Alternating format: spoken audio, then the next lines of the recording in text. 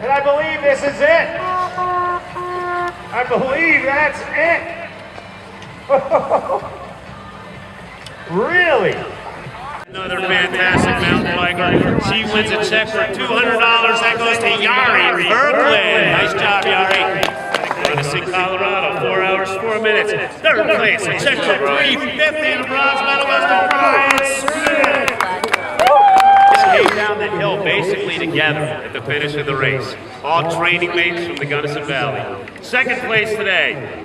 4 hours, 4 minutes, and 9.2 seconds. Only 8 seconds behind was Bryan. A check for $400 and a silver medal goes to Bryan Wickenhauser.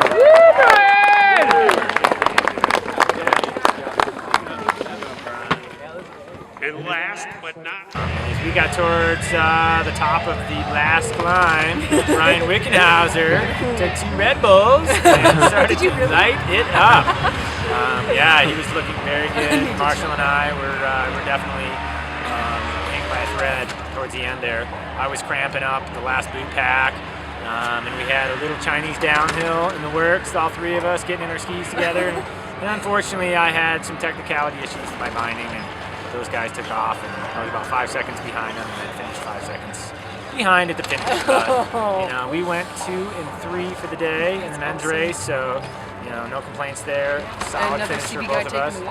Yep. And yeah, it was a great showing for the Gunnison Valley for sure. Catching her, and I was like, I'm starting to feel really good. So I like kicked it in, kicked it up another notch, passed her, passed a bunch of people. Kind of descent was tricky because I didn't know like that we were gonna be like, we put our skins, took our skins off and put them on once, right? You put your skins, yeah. And then we had a boot pack that I didn't know was gonna be there, and it all worked out. I ended up, I think, 6th, and so it wasn't so bad for me. After the first ascent, I was in 3rd, and then I just kind of bounced around between 3rd and 5th for most of the race with other competitors. Clearly, Bryan was always in the lead, and then Marshall Thompson was bouncing around with me. And towards the end of the race, at the last climb, I was sitting in 4th place actually, and I caught 3rd place, Scott Simmons, and held it. And then I actually closed in on 1st and 2nd place, and on the last ascent, it was very. It was a mogul run, and so I was able to cue off Bryan and Marshall and pick a line that was pretty fast anyways. And then at the last boot pack, it all gathered up, and we all booted up together. Bryan was booting up 1st, Marshall was in 2nd, and I was in 3rd, and we were just right on each other and topped out, and whoever could pull their skis off their backpack the quickest and jump into their skis and get down the GS course first wound up being the overall winner. So I held on for 2nd, just about 3 seconds behind Marshall Thompson, and Bryan was another 3 or 4 seconds behind me. So.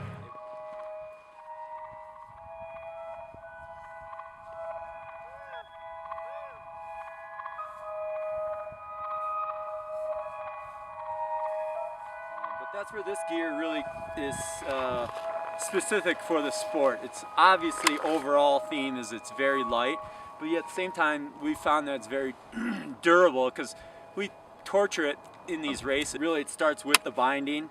This is a TRAB binding. It hinges freely in the toe, and then you can lift up this back plate on the heel and click the binding or the boot into the binding. The boot is a SCARPA Alien 1.0 with a carbon cuff, and the carbon is not just for lightweight, it's also very much so for the descents, because the property of carbon is that it's very stiff, and that's what you want when you're skiing downhill, is a very stiff boot.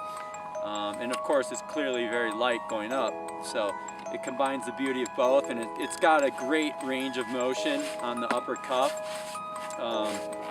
Really it simulates almost like a tennis shoe, the range of motion that you can get, which is what you want for going up. And then very simply you just down in the back, and then it's a stiff downhill alpine boot on the way down. The bow locking system is awesome because you can get a really nice snug fit without a buckle across. It's got basically metal shoelaces that really tighten down all the way across the forefoot. With the rando ski, we're kind of required to have a minimum length, 164. So that's what we have here is Race Aero World Cup by TRAB, And it has a few features on it that are specific to rando racing. One is this tip here, which allows a skin to be stretched across the top and easily taken off. At our transition, after we've skied uphill, we just basically flick down the boot in the back, flip the binding, and then reach forward, grab this bungee cord, pull off the skin, stand up, and you're good to go. It's very stiff torsionally, it's very light, and yeah, it has some nice shape to it and allows for some I guess some pretty fun skiing on some challenging terrain for sure. Stuff that you typically be on a much bigger ski with.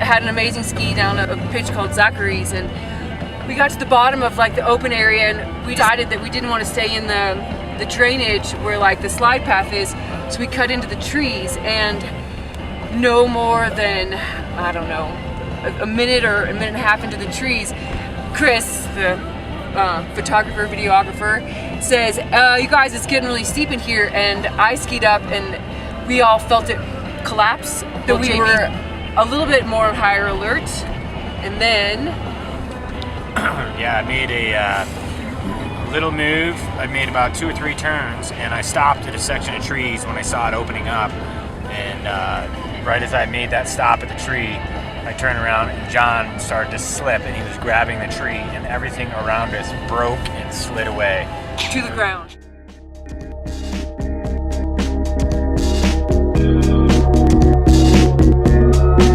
Across this area, and then proceeded to ski down through the trees where it was not quite as steep and much safer.